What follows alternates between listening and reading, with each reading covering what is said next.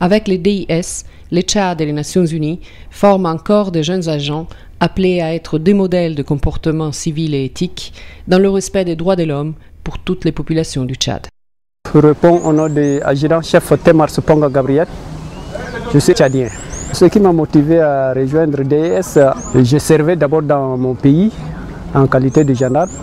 Et on m'a affecté au camp Sénar Sécurité, précisément à Farchana, région Wadaï. C'est une formation qui tient au cœur et qui m'a donné vraiment de l'impression, surtout leçons morales, comment se comporter parmi la population ou bien les réfugiés. Je suis le maréchal de logis-chef Bekoutou Georges, d'origine tchadienne.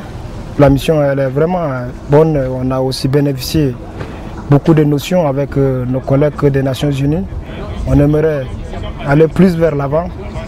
À l'école de police d'Njamena, 25 instructeurs UNPOL et 16 instructeurs tchadiens sont engagés pour fournir la préparation théorique et pratique des agents.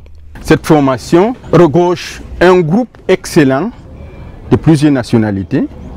Vous avez les Camerounais, vous avez les Burkinabés, vous avez les Sénégalais, vous avez les Ivoiriens, vous avez les Malgaches qui constituent ce groupe.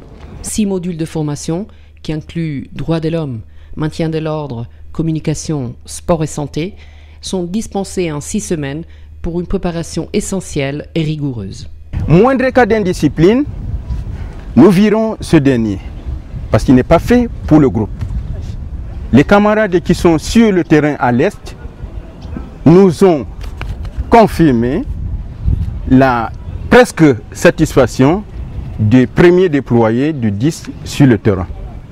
Au Tchad, trop d'hommes armés circulent sans identification.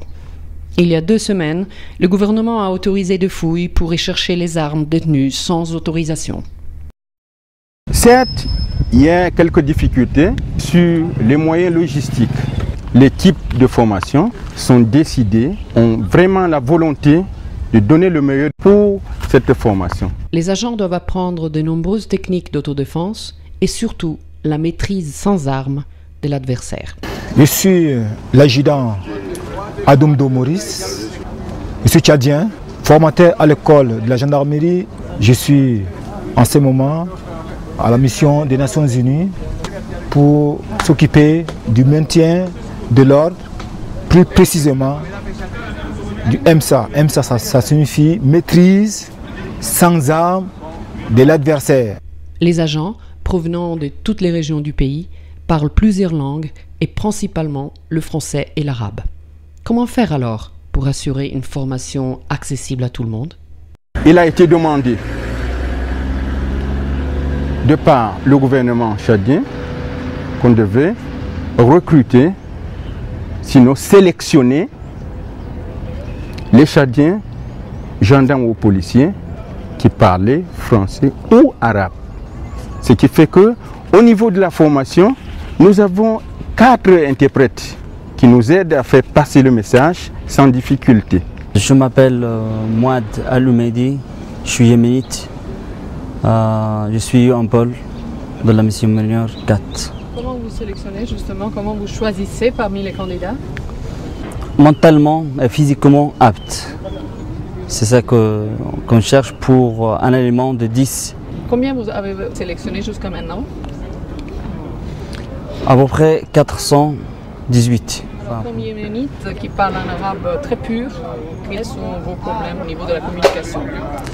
Oui, parce que les éléments à la sélection, soit ils parlent en arabe, soit en français. On s'entend bien la communication et tout ça. Même après pendant la formation, ouais, je suis tout à fait satisfait de ce qui se passe. اسم نصر الدين عمر علي منطقة هريبة يندرم رسلونا إلى ميسيو يعني في خدمة اللاجئين يعني مشينا هنا كان نعمل نفس الخدمة وهسه ذاته جينا أكون كان رسلونا أي فكان كله علينا جاهزين. Est-ce que vous êtes content de la formation que vous avez reçue jusqu'à maintenant? هل أنت مرتاح من الفورماسيون اللي تاخذوها هنا؟ نعم مرتاحة مستفيد جدا. Les agents sont installés dans des camps conçus pour eux. Mais si les conditions de vie ne diffèrent pas trop de celles courantes au Tchad, quelques agents trouvent qu'elles sont à améliorer. Le tout début est difficile.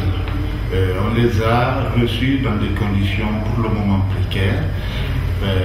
Lors de notre dernière réunion à Djamena, tous ces cas ont été signalés au police commissionnaire qui a fermement promis de mettre tout en œuvre pour améliorer leurs conditions de travail.